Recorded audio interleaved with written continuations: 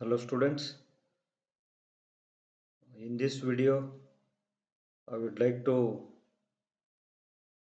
discuss in brief 2 marks questions on deductions from total income, and these questions are extracted from various universities question papers from 2016 to 2021. ವಿದ್ಯಾರ್ಥಿಗಳೇ, ಈ ವಿಡಿಯೋದಲ್ಲಿ deduction from income total income unit ಮೇಲೆ 2 ಮಾರ್ಕ್ಸಿನ ಪ್ರೊಬೆಬಲ್ ಕ್ವಶನ್ಸನ್ನು discussion ಮಾಡ್ತೀನಿ ಬ್ರೀಫಾಗಿ. ಇದು 2016 ಮತ್ತು 2021ರ question papers ಬೇರೆ ಬೇರೆ ಯೂನಿವರ್ಸಿಟಿಯಿಂದ ಎಕ್ಸ್ಟ್ರಾಕ್ಟ್ ಮಾಡಿಕೊಂಡು ಸೆಲೆಕ್ಟ್ ಮಾಡ್ಕೊಂಡಿರೋದು. ಯೂಶುವಲ್ ಕ್ವಶನ್ಸು, ಜನರಲ್ ಕ್ವಶನ್ಸು, ಇವುಗಳು 2 ಮಾರ್ಕ್ಸಿಗೆ ನಿಮಗೆ ಬರ್ಬೋದು. ಸೊ ನೋಡೋಣ ಬನ್ನಿ ಯಾವ್ಯಾವ ಕ್ವಶನ್ಸ್ ಇದಾವೆ ಅಂಥೇಳಿ. ಸೊ ಒಂದನೇದು state the provisions of section 80E. 80E section ಬಗ್ಗೆ ಹೇಳ್ರಿ ಅಂತ ಹೇಳ್ತಾರೆ. ಸೊ 80E ಸೆಕ್ಷನ್ನು it is related to interest on loan taken for higher education, and this 80E is applicable to interest on loan taken for higher education, and this interest on loan taken for higher education is 100% taxable. So whatever interest you are paying on a higher education loan, so that loan that interest is fully deductible. So this is the answer for this question.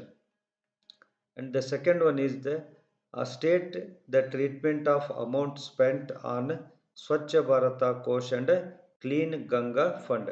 ಅಂದರೆ clean Ganga ಫಂಡ್ಗೆ ನೀವು ಅಮೌಂಟನ್ನು contribute ಮಾಡಿದರೆ, ಸ್ವಚ್ಛ ಭಾರತ ಕೋಶಿಗೆ ನೀವು ಅಮೌಂಟನ್ನು contribute ಮಾಡಿದರೆ ಹೇಗೆ treatment ಮಾಡ್ತೀರಿ ಅಂತೇಳಿ. ಸೊ ಇದು ಡೊನೇಷನ್ಸ್ನಲ್ಲಿ ಬರ್ತೈತಿ. ಸೊ 80Gನಲ್ಲಿ ಸೆಕ್ಷನ್ 80G ಅಪ್ಲೈ ಆಗುತ್ತೆ. ಸೊ ಹಾಗಾದರೆ ಇದೇನಾಗುತ್ತೆ, ಹೇಗೆ ಟ್ರೀಟ್ಮೆಂಟ್ ಮಾಡ್ತೀವಿ ಅಂತಂದರೆ, ಇದು 100% ಕ್ವಾಲಿಫೈಡ್ ಆಗಿರುತ್ತೆ ಮತ್ತು 100% ಡಿಡಕ್ಟಬಲ್. ನೀವು ಬರೀಬೇಕಲ್ಲ, it is 100% qualified and 100% deductible under section 80Gನಲ್ಲಿ. ಈಗ ಬರೀ ಇಲ್ಲಿ ಸ್ವಚ್ಛ ಭಾರತ್ ಕೋಶ ಕೇಳಿದ್ದಾರೆ, ಕ್ಲೀನ್ ಗಂಗಾ ಫಂಡ್ ಕೇಳಿದ್ದಾರೆ. ಇದ್ರ ಬದಲಿ ನಿಮಗೆ ಬೇರೆ ಬೇರೆ ಕೇಳ್ಬೋದು. ಜಿಲ್ಲಾ ಸಾಕ್ಷರತಾ ಅಂತ ಕೇಳ್ಬೋದು, ಅಥವಾ ಬ್ಲಡ್ ಟ್ರಾನ್ಸ್ಫ್ಯೂಷನ್ ಅಂತ ಕೇಳ್ಬೋದು, ಅಥವಾ ಫ್ಯಾಮಿಲಿ ಪ್ಲಾನಿಂಗಿಗೆ ಕಾಂಟ್ರಿಬ್ಯೂಟ್ ಮಾಡಿರೋ ಅಮೌಂಟನ್ನು ಹೇಗೆ ಟ್ರೀಟ್ಮೆಂಟ್ ಮಾಡ್ತಾರೆ ಅಂತ ಕೇಳ್ಬೋದು. ಸೊ 80Gಗೆ ಸಂಬಂಧಪಟ್ಟಂಥ ಕ್ವಶನ್ ಇದು. Next state any 4 items qualifying under section 80C. 80Cನಲ್ಲಿ ಕ್ವಾಲಿಫೈ ಆಗ್ತಕ್ಕಂಥ 4 ಐಟಮ್ಸ್ಗಳನ್ನು ಹೇಳ್ರಿ ಅಂತ ಹೇಳಿದ್ದಾರೆ. ಅವು ಯಾವುವು ಅಂತಂದ್ರೆ LIC premium, then contribution to recognized provident fund, then contribution to national savings certificates, then tuition fee of children. ಇವು 4 ಬರೀರಿ. ಇನ್ನೂ ಭಾಳ ಇದ್ದಾವೆ. ಸೊ 4 ಕೇಳಿದರೆ 4 ಮಾತ್ರ ಬರೀರಿ. ನೆಕ್ಸ್ಟ್ ನೀವೇನು ಮಾಡಬೇಕು ಅಂತಂದ್ರೆ, ಅಕಸ್ಮಾತ್ ಇನ್ನೊಂದು ಕ್ವಶನ್ ಇಲ್ಲಿ 4 ಕ್ವಾಲಿಫೈಯಿಂಗ್ ಐಟಮ್ಸ್ ಅಂತ ಕೇಳೋದು ಬದಲಿ what is the maximum limit of deduction under section 80C ಅಂತ ಕೇಳ್ಬೋದು. ಹಾಗೆ ಕೇಳಿದರೆ the maximum limit of deduction under section 80C is ₹1,50,000. ನೀವು ಇವನ್ನೇನು ಕಾಂಟ್ರಿಬ್ಯೂಷನ್ ಮಾಡಿರ್ತೀರಲ್ಲ, ಇದು ಎಷ್ಟರ ಇರಲಿ, ಮ್ಯಾಕ್ಸಿಮಮ್ ಅಮೌಂಟ್ ಎಷ್ಟು ಕೊಡ್ತಕ್ಕಂಥದ್ದು ₹1,50,000. ಇದು ಎರಡನೇ ಕ್ವಶನ್ ಕೇಳ್ಬೋದು ನಿಮಗೆ. Maximum limit of deduction under section 80C ಕೇಳಿದ್ರೆ ಈ ಥರ ಬರೀರಿ. ಬರೀ 4 ಐಟಮ್ಸ್ ಅಂತ ಕೇಳಿದ್ರೆ ಇಲ್ಲಿ ಮೇಲ್ಗಡೆ ಏನು ಹೇಳಿದೆನಲ್ಲ ಈ ಥರ ಆನ್ಸರನ್ನು ಬರಿಬೋದು ನೀವು. Next state the provisions of section and section 80D. 80D ಯಾವ ಸೆಕ್ಷನ್ ಎದಕ್ಕೆ ಸಂಬಂಧಪಟ್ಟಿರ್ತಕ್ಕಂಥದ್ದು ಅಂತೇಳಿ. So 80D is relating to medical insurance premium. So 80D is relating or in respect of medical insurance premium. The amount of deduction is ₹25,000. So medical insurance ಪ್ರೀಮಿಯಮನ್ನು ನೀವು paid ಮಾಡ್ತಾ ಇದ್ದರೆ ₹25,000 ನೀವು ಏನು ಮಾಡ್ಬೋದು, ಡಿಡಕ್ಷನನ್ನು ಕ್ಲೇಮ್ ಮಾಡ್ಬೋದು. ಹಾಗಾದ್ರೆ 80D ಎದಕ್ಕೆ ಸಂಬಂಧಪಟ್ಟಿದ್ದು ಹೇಳ್ರಿ, ಮೆಡಿಕಲ್ ಇನ್ಶೂರೆನ್ಸ್ ಪ್ರೀಮಿಯಮ್. ಅಮೌಂಟ್ ಎಷ್ಟು, ₹25,000. Next state the provisions of section 80DD. 80DD provision ಬಗ್ಗೆ ಹೇಳ್ರಿ ಅಂತ ಹೇಳ್ತಾರೆ. So 80D is relating to maintenance including medical treatment of a dependent with disability. ಅಂದರೆ ಡಿಪೆಂಡೆಂಟು ಡಿಸೇಬಲ್ ಡಿಪೆಂಡೆಂಟ್ ಇದ್ನಪ್ಪ ಅಂತಂದರೆ ಅವರು ಮೆಡಿಕಲ್ ಟ್ರೀಟ್ಮೆಂಟ್ಗೆ ನೀವೇನಾದ್ರು ಖರ್ಚು ಮಾಡಿದರೆ ಅದು ATDDನಲ್ಲಿ ಕ್ಲೇಮ್ ಮಾಡ್ಬೋದು. ಅಮೌಂಟ್ ಎಷ್ಟು ಅಂತಂದ್ರೆ ನಾರ್ಮಲ್ ಡಿಸಬಿಲಿಟಿ ಇತ್ತಪ್ಪ ಅಂತಂದ್ರೆ 75,000.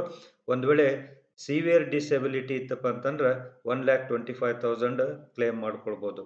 Next give 2 examples of donations qualifying for deduction under section ATG.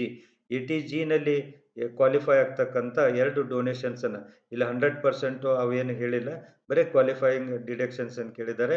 So donation to national defence fund ಅಂತ ಬರೀರಿ, donation to national children fund ಅಂತ ಬರೀರಿ.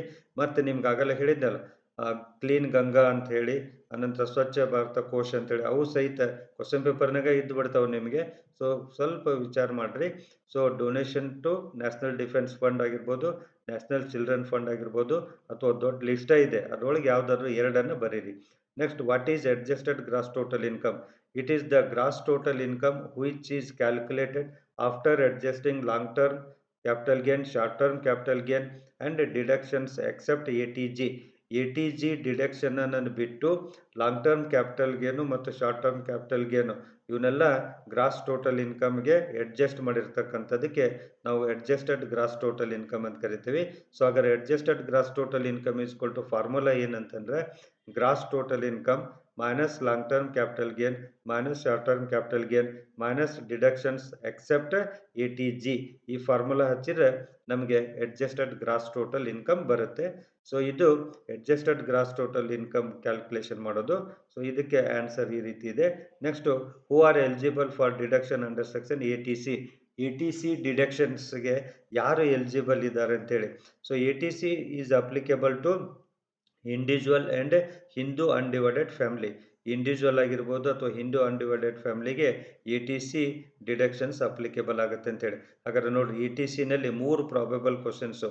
ATCನಲ್ಲಿ ಕ್ವಾಲಿಫೈ ಆಗ್ತಕ್ಕಂಥ ಐಟಮ್ಸ್ ಯಾವುದಂತ ಕೇಳ್ಬೋದು, ATC ಎಲಿಜಿಬಲ್ ಯಾರದಾರಂತ ಕೇಳ್ಬೋದು, ಅಥವಾ ATCಗೆ ಮ್ಯಾಕ್ಸಿಮಮ್ ಲಿಮಿಟ್ ಆಫ್ ಡಿಡಕ್ಷನ್ಸ್ ಅಂತ ಕೇಳ್ಬೋದು. ಈ ರೀತಿಯಾಗಿ ATC ಮೇಲೆ ಕೇಳ್ಬೋದು. ಸೊ ಇದ್ರ ಮೇಲೆ ನಿಮ್ಗೆ 5 ಮಾರ್ಕ್ಸ್ ಪ್ರಾಬ್ಲಮ್ಸ್ ಅನ್ನು ನಾನು ಹೇಳಿದ್ದೀನಿ. ಸೊ 5 ಮಾರ್ಕ್ಸ್ ಪ್ರಾಬ್ಲಮ್ಸ್ ನೋಡಿ, ಇವೆಲ್ಲ 2 ಮಾರ್ಕ್ಸ್ ಕ್ವಶನ್ಸ್. ಸಿಂಪಲ್ ಆಗಿ, ಶಾರ್ಟ್ ಆಗಿ, ಅಪ್ ಟು ಮಾರ್ಕ್ ಆಗಿ ನಾವು ಇವುಗಳನ್ನು ಬರಿಬೇಕು. ಭಾಳ ಲೆಂತಿಯಾಗಿ ಏನು ಬರೀತಕ್ಕಂಥ ಅವಶ್ಯಕತೆ ಇಲ್ಲ, 2 ಮಾರ್ಕ್ಸ್ ಇರೋದ್ರಿಂದ. ಸೊ ಹಾಗಾದರೆ ಬೇರೆ ಬೇರೆ ಡಿಡಕ್ಷನ್ಸ್, ಇನ್ನು ATU ಡಿಡಕ್ಷನ್ಸ್ ಕೇಳ್ಬೋದು. ನಾನು ಇಲ್ಲಿ ಸೆಲೆಕ್ಟೆಡ್ ಅಷ್ಟೇ ಮಾಡ್ಕೊಂಡಿದ್ದೇನೆ, ಇವನ್ನೇ ಮತ್ತೆ ಡಿಪೆಂಡ್ ಆಗೋದಿಲ್ಲ. ನಿಮ್ಗೆ ಮತ್ತೆ ಇನ್ನೂ ಹೆಚ್ಚಿನ ಬೇಕಂದ್ರೆ ಮಾಡ್ಕೊಳ್ಳಿ. ATU ಕೇಳ್ಬೋದು ನಿಮಗೆ. ಮತ್ತು ಬೇರೆ ಬೇರೆ ಡಿಡಕ್ಷನ್ಸನ್ನು ATDDB ಅಂತ ಕೇಳ್ಬೋದು. ಸೊ ಇವೆಲ್ಲ ಡಿಡಕ್ಷನ್ಸ್ ಬಗ್ಗೆ ನಾನು ಒಂದು ಲಿಸ್ಟನ್ನು ಬರೆದಿದ್ದೇನೆ, ಕೊಟ್ಟಿದ್ದೇನೆ ನಿಮಗೆ. ಹಿಂದಿನ ವಿಡಿಯೋಗಳನ್ನು ನೋಡ್ರಿ, ರೆಫರ್ ಮಾಡಿರಿ.